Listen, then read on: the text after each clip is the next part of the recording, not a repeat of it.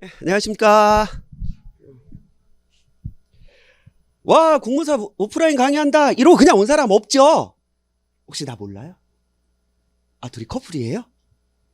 아, 둘이? 아, 그쵸. 그쵸. 꼭 둘이 같이 합격해야 돼요? 내가 관사 강의를 오래 했잖아. 꼭 같이 합격해야 돼. 열심히 둘이, 데이트는 여기 그 도서관 등록해서 하고,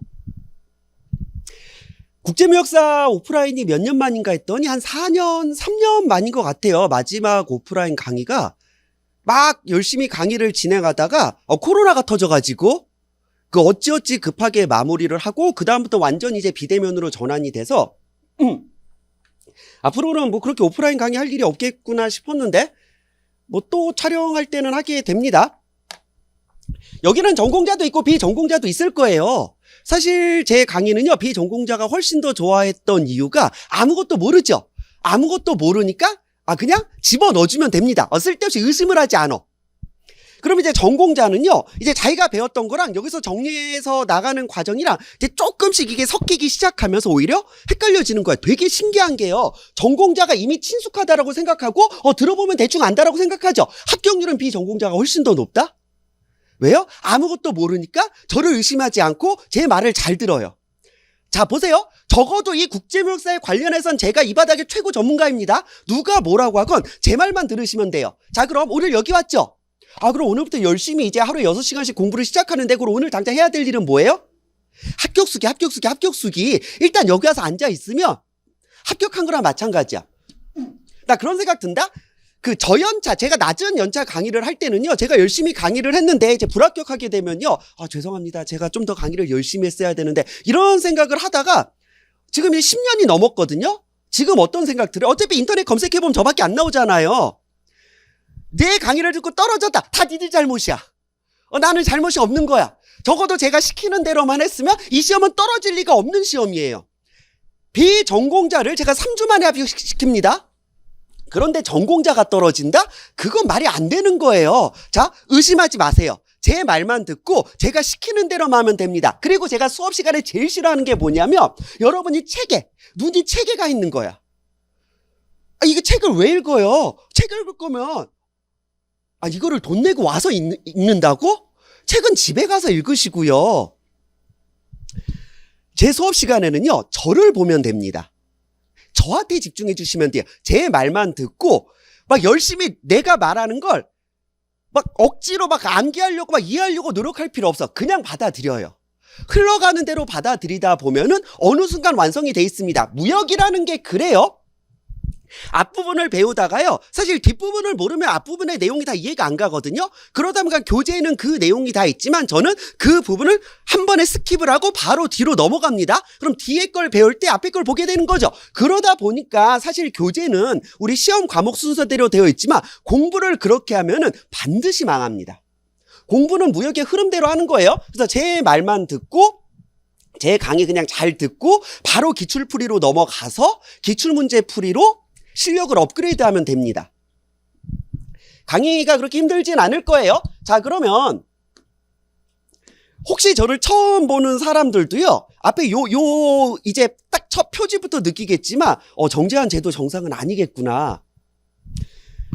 제가요, 이거 OT 강의니까 OT 때만 이렇게 텐션 높게 강의한 다음에 약간 그런 거 있죠. 영화 트레일러처럼.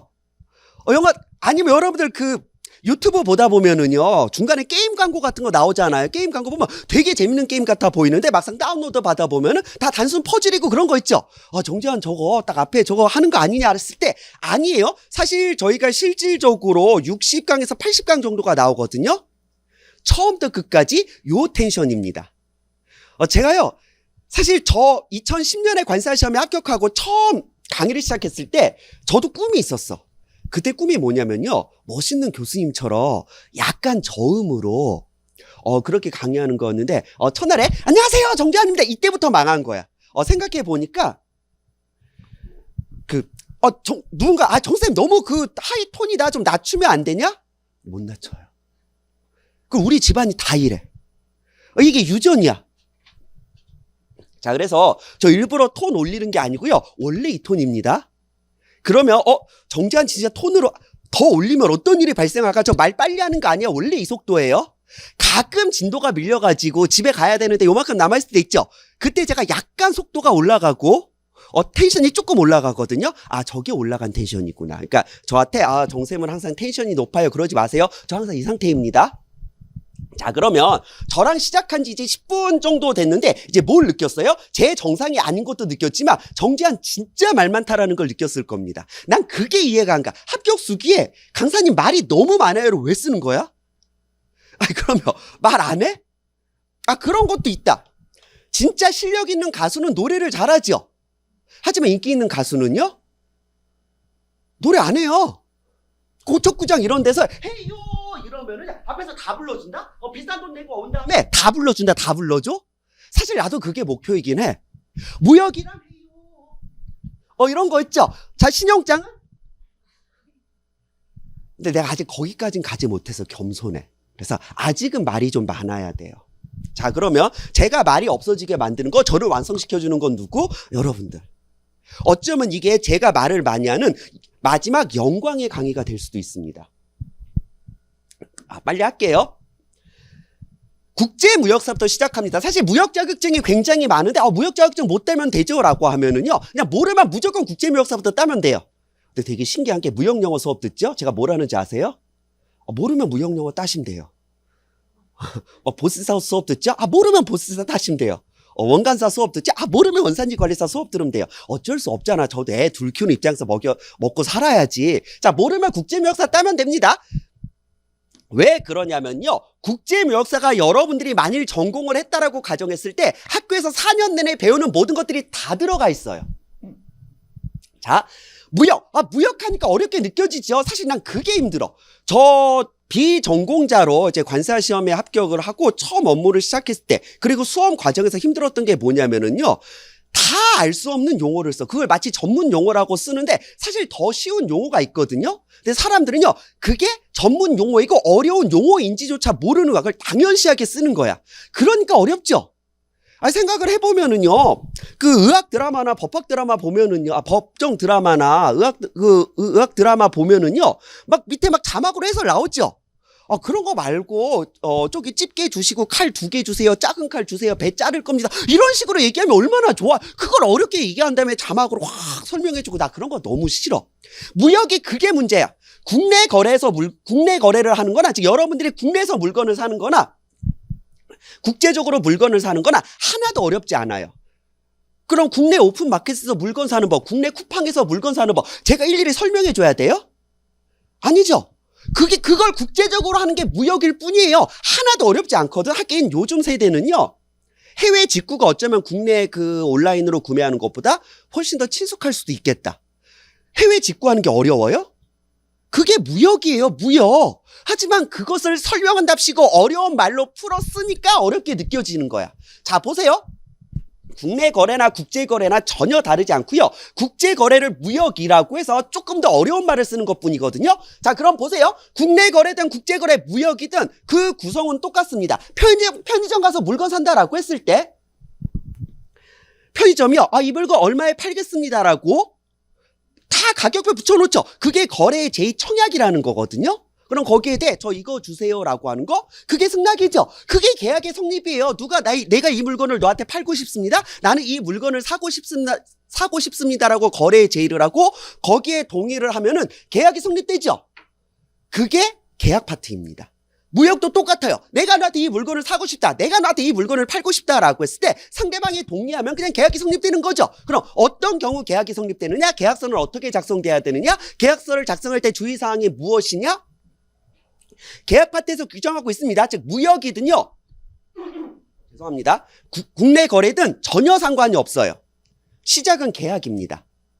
누군가가 거래 제의를 하고 누군가 동의를 해서 이제 계약이 성립되죠. 그것을 계약 파트에서 규정하고 있고, 자, 그 다음 결제는 뭐예요? 국내 거래 똑같잖아요. 편의점 가서 물건 살 때 현금으로 사실래요? 카드로 사실래요? 요즘은 계좌이체도 많이 하더라. 카드는 안 들고 다니지만 현금도 안 들고 다니고. 그래서 내가 그 미제폰 쓰지 말고 삼성폰 쓰라고 했잖아. 왜 그 앞에서 계좌이체를 해요? 삼성페이 있잖아. 미제폰이에요? 혹시 남친분도 아, 그래요? 싸우지 마요. 그리고 이제 그 노점상들 카드 결제 안 되니까 계좌이체 많이 하죠. 스마트폰만 있으면 할 수 있죠. 그러니까 국내에서 거래를 하던 국제적으로 거래하던 똑같아요. 결국 내가 현금으로 살 것이냐, 뭐 카드로 살 것이냐, 뭐 계좌이체를 할 것이냐, 이런 부분들을 결정합니다. 그것을 결제 파트에서 규정하고 있어요. 즉 무역 결제라는 게 이겁니다. 무역 계약, 무역 결제 전혀 어렵지 않죠? 그냥 국내 거래 계약, 국내 거래 결제 생각하시면 돼요. 운송은요. 예를 들어 온라인 쇼핑몰에서 물건을 구매했다라고 했을 때 급하면은 직접 가서 받아오는 사람도 있고요. 직접 받으러 가지 못할 때는 이제 돈을 조금 더 주고 퀵 서비스를 이용할 수 있고, 대부분은 택배, 오늘 5시 전에 결제하면 발송돼서 내일 도착하죠. 똑같습니다. 국제 거래, 무역도요. 똑같아요. 국내 거래도 뭐 택배로 받을 것이냐, 퀵으로 받을 것이냐, 직접 받을 것이냐, 뭐 직접 이런 걸 결정하게 되죠. 운송도 똑같습니다. 싸지만 조금 느리게 오는 배로 할 것이냐, 비싸지만 조금 빠르게 오는 비행기로 할 것이냐. 그래서 해상이냐 항공이냐, 이걸 결정해야 되는 거죠. 그러면 해상 운송을 하게 되면 어떤 서류가 발행되느냐, 항공 운송을 하게 되면 어떤 서류가 발행되느냐, 그럼 해상 운송 계약 체결 절차는 어떻게 되느냐, 항공 운송 계약 체결 절차는 어떻게 되느냐. 이렇게 말하면 되게 어렵게 보이죠. 택배 운송 계약 체결 절차가 뭔데? 포장해서 바로 그냥 편의점 택배로 보내던가 전화하던가 우체국 택배로 보내면 되죠. 그럼 운송 서류 뭐 나와요? 운송장 나오죠. 그게 다예요. 그걸 무역이랍시고 어렵게 얘기하고 있다니까. 자, 계속 볼게요. 국내 거래와 무역의 큰 차이점이라고 하면 뭐냐면, 사실 국내 거래도 크게 다르지 않습니다. 택배 거래를 하게 되면은 이제 비싼 노트북 같은 것도 택배로 보내요. 택배 기사님이 뭐라고 합니까? 이거 중간에 사고 나도 50만 원까지밖에 보상 안 되는데 혹시 보험 가입하시겠어요? 라고 물어보죠. 똑같습니다. 국제 거래는요, 운송 중에 사고가 발생할 확률이 어찌됐건 높기 때문에 사고가 발생했을 때 보험에 가입할 것이냐 말 것이냐. 보험에 가입한다라고 하면 네가 할 것이냐 내가 할까? 보험에 가입한다라면 얼마짜리 보험에 가입할 것이냐?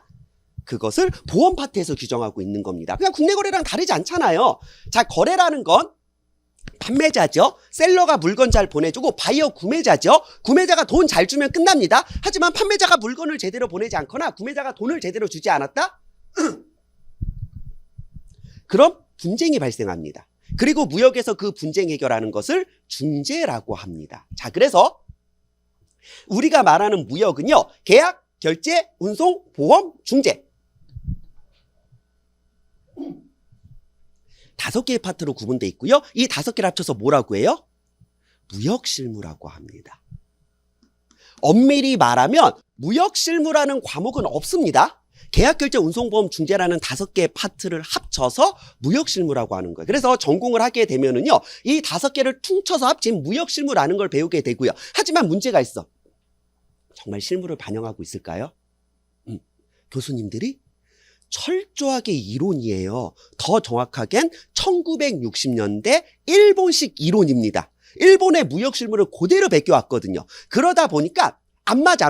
사실 우리가 제일 힘든 게 뭔지 아세요? 이 무역실무를 이론으로 배워놓고 내가 직접 무역을 해봐야지라고 머릿속으로 시뮬레이션을 해보거든요. 안 돼. 어선가 이제 공백이 생길 거야. 왜요? 1960년대 철저한 일본식 이론을 받아들인 거거든요. 어쩌면 이 이론이 일본에는 맞아떨어질 수 있어. 일본은 철저하게 이론 중심. 아직도 아날로그니까. 하지만 우리나라는요, 원칙주의예요. 친사람주의입니다. 사람이 편해야 돼요. 사람한테 맞춰져 가면서 절차들을 다 생략하고 변형하다 보니까 우리나라랑은 잘 안 맞아요. 그래서 학회 같은 데 가면은요, 교수님 이게 무역 실무냐? 실무는 하나도 반영하고 있지 않냐? 왜냐면 전공자들은 알 겁니다. 학교에 교수님은 딱 그 두 파가 있거든요. 두 파는 사이가 절대 안 좋아요. 어떤 파인지 아세요? 이론파, 실무파. 철저하게 이론을 해서 학위를 받고 강의하는 교수니까 뭐 은행원 출신이라던가 뭐 관세사라던가 무역회사 이렇게 뭐 대기업 이제 상사를 다니면서 학위 받고 강의하는 교수님들 있죠. 이 두 집단이 사이 되게 안 좋은 거 아시죠? 요 실무파 교수님들은요, 여기는 이론만 하고 실무를 전혀 몰라 그러고, 이론파 교수님들은 뭐예요? 그 실무도 우리의 이론이 없으면 나올 수가 없는 거거든요. 실무는 조상님이 던져주나? 아니잖아요. 사이 안 좋습니다. 그래서 학회 가면은요, 그게 왜 무역 실무냐? 실무는 교수님 하나도 반영 안 하고 있지 않습니까? 라고 해서, 그럼 갑자기 이제 그 50대, 60대 그 교수님들이 갑자기 막 BL 발행하고 신용장 막 발행해가면서 실무 배워올 거예요? 아니잖아요. 자, 그래서 과목 이름을 바꿉니다. 뭐라고요? 아니, 그러면 뭐 무역상무라고 하시죠, 뭐. 그래서 무역실무와 무역상무는 똑같은 과목이에요. 전혀 다르지 않아. 그래서 아마 전공자라면 1학년 때 이제 무역실무 혹은 무역상무라는 걸로 적당히 배우게 되고 2, 3, 4학년 때 뭐예요? 계약론, 결제론, 운송론, 보험론, 뭐 중재론이라고 해서 각각의 파트만 가지고 한 학기 내내 배우게 됩니다. 물론 여러분도 혹시 전공자라고 하면 비전공자는 전혀 상관없겠지만 전공자라고 하면 지금 어떤 기분이에요? 교수님이 강의한 기억은 나는데 내가 들었던 기억은 없어. 약간 도시괴담 같은 거죠? 자, 이거는 당사자 간의 사적 관계입니다. 즉 당사자 합의 하에 계약, 결제, 운송보험, 중재라는 걸 정하는 거죠. 자, 그럼 무역을 하게 되면 뭐가 발생합니까? 수출과 수입이 발생하게 됩니다. 사람이 나가는 건 출국이고 사람이 들어오는 건 입국이에요. 화물이 나가는 건 수출이고 화물이 들어오는 건 수입이죠. 자, 사람 나가는 거랑 똑같습니다. 출국할 때 뭐예요? 여권 보여주고 출국 신고 하잖아요. 그럼 도장 꽁 찍어주죠. 그게 출국 신고를 하고 출국 신고가 수리되는 겁니다. 입국할 때는요.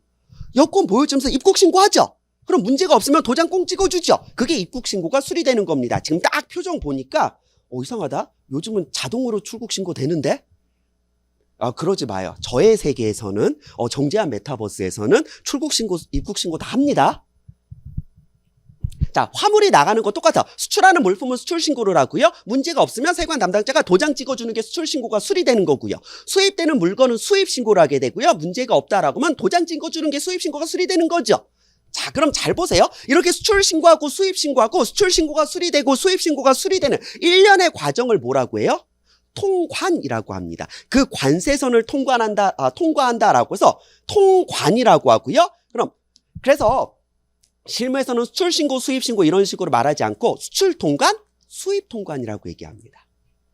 그러면 수출 통관 절차, 수입 통관 절차, 그리고 수입 통관 시에는 그냥 아니죠.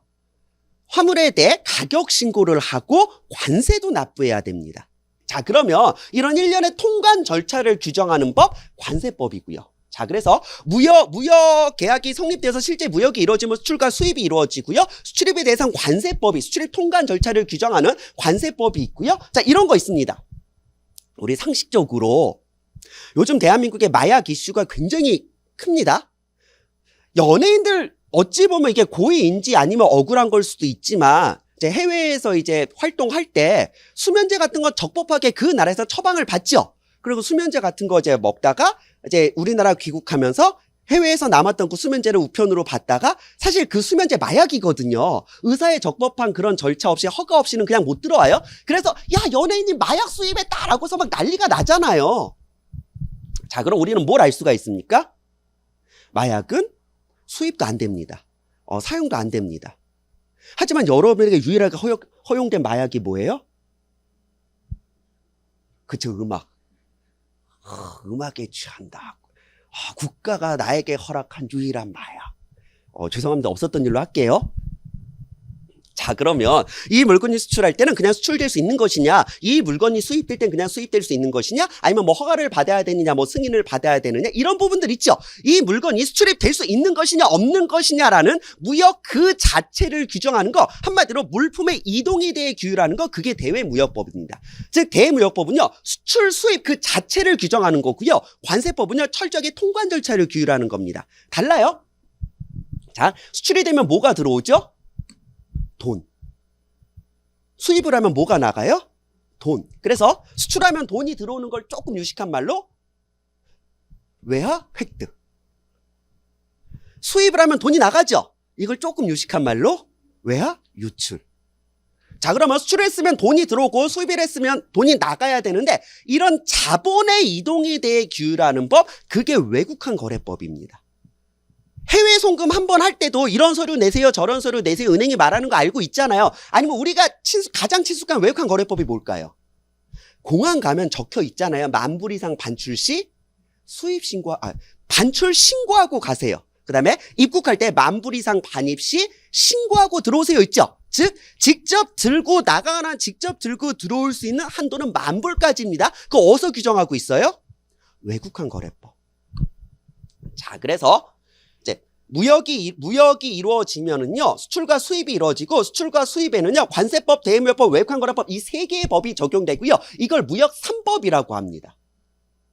자, 그럼 잘 보세요. 무역 실무와 무역 3법을 합치면 이게 무역의 전부예요. 제가 14년 동안 관세로서 업무를 하면서 무역에 있어서 여기를 절대 벗어나지 않습니다. 즉, 이게 다야, 이거. 이것만 알면 돼. 이것만 다 알면 여러분들 무역 전문가예요. 무역은 절대 여기서 벗어나지 않아요. 국제무역사가 왜 자격증 시험으로서 좋은지 아세요? 이게 시험범위거든. 이게 다 시험범위야. 그래서 그거 아세요? 관세사 시험범위랑 국제무역사 시험범위랑 똑같다. 관세사는 이걸 조금 더 어렵게 내는 거고, 국제무역사는 어렵게 냈다간 고시가 되어버리니까 조금 쉽게 출제하긴 하지만, 그래서 국제무역사가 좋은 게 한 파트를 깊게 들어가진 않지만 전부 다 다루게 돼요. 즉, 무역업을 하면서 누군가 어떤 지시를 했을 때 대충 들어본 적은 있어. 왜냐면 들어본 적이 있어야 검색을 해서라도 누군가한테 물어보기라도 하죠. 그래서 훌륭한 자격증입니다.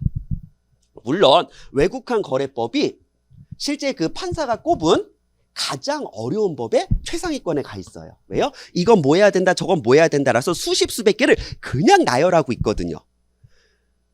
외국환 거래법을 자격증 시험에서 취급하는 순간 그 자격증의 난이도는 너무 올라갑니다.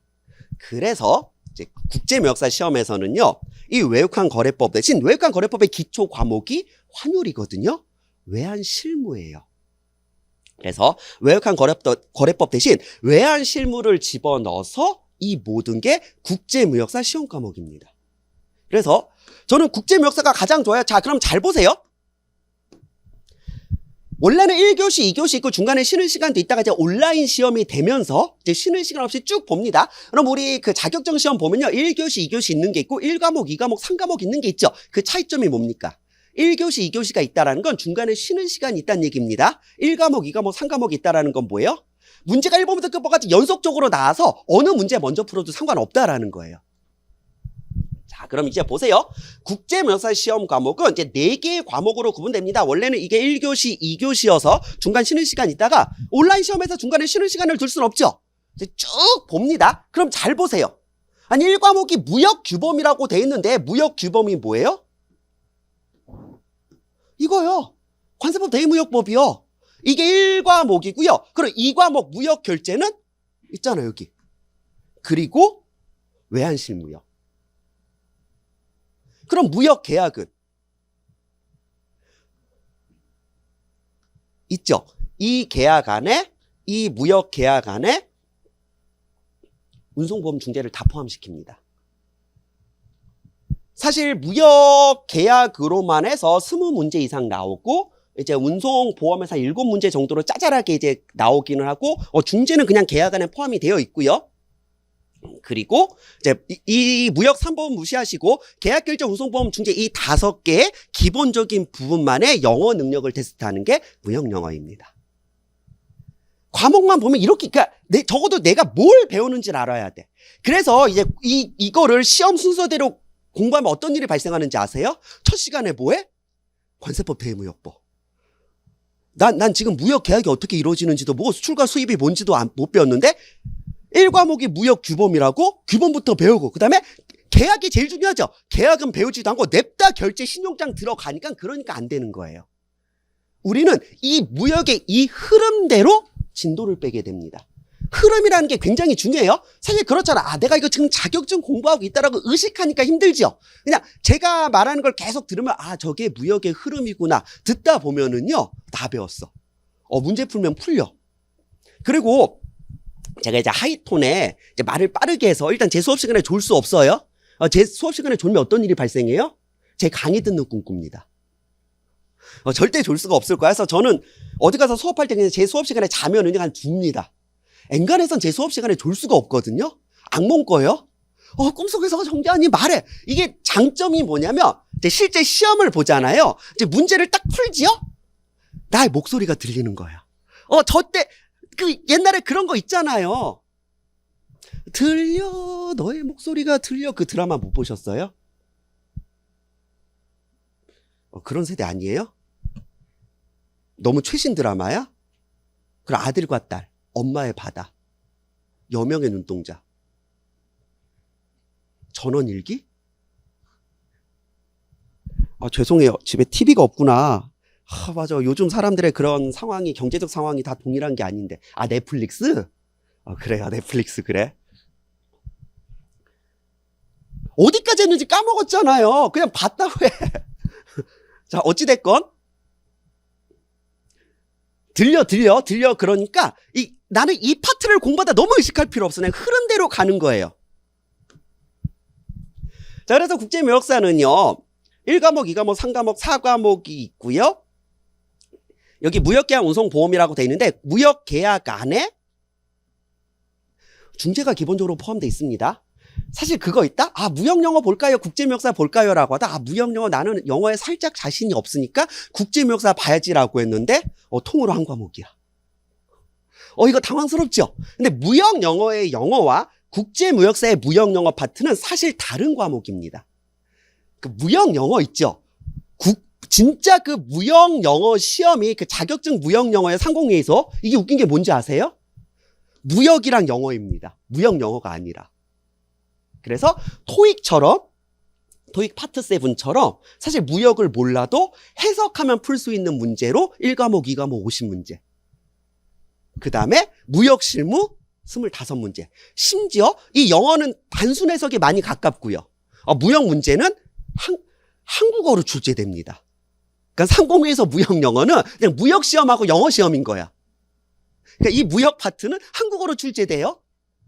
국제무역사 무역 영어는요.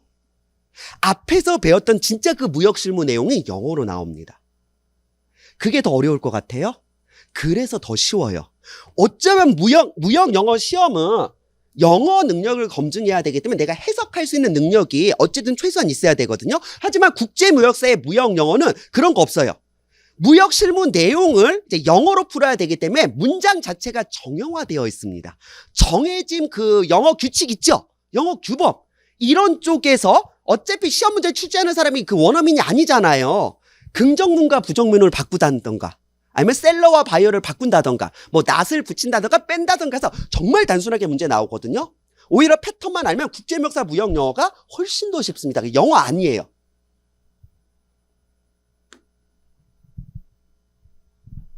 나 그거 하고 맞다. 나 막 이건 영어 아니에요 했죠.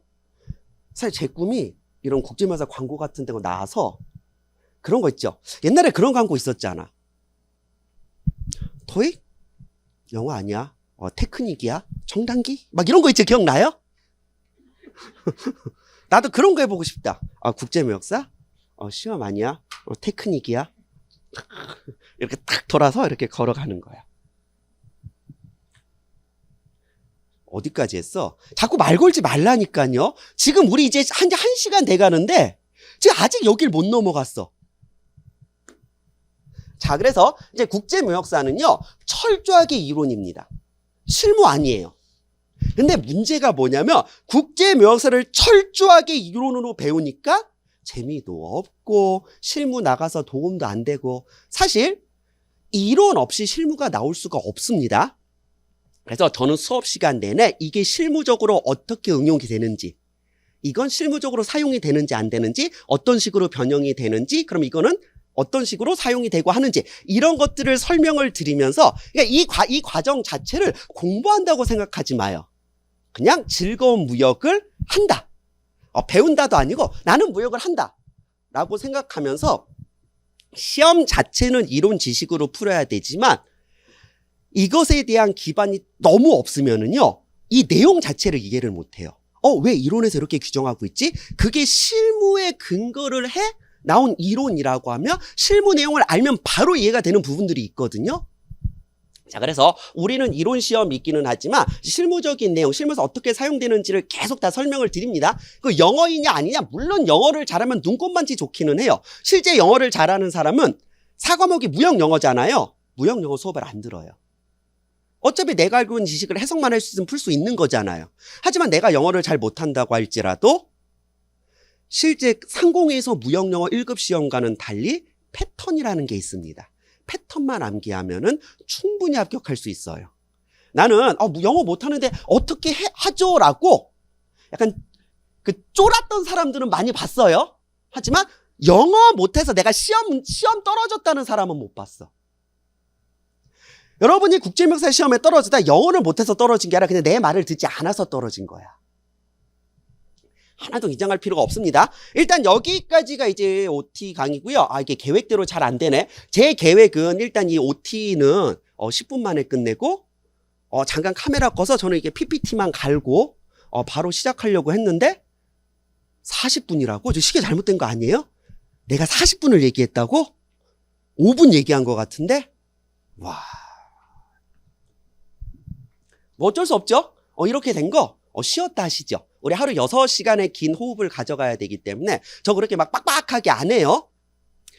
그리고 사실 그 50분 하고 10분 쉬고 하는 거 우리는 고등학생이 아니잖아. 성인이 그렇게 할 수 있어요? 못해요.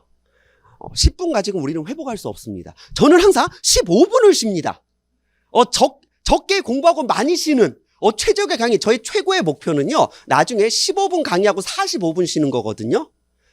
하지만 그랬다가는 지금 너무 큰 항의가 들어올 것 같아서 일단 45분, 15분 정도로 일단 맞춰보도록 하겠습니다. 물론 45분, 15분이지만 중간에 강의 들하고 15분 지나도 저 안 들어오면은요, 그냥 마음의 준비를 하세요. 쟤 저기서 누워있구나. 자, 그러면 15분 후에 뵙겠습니다.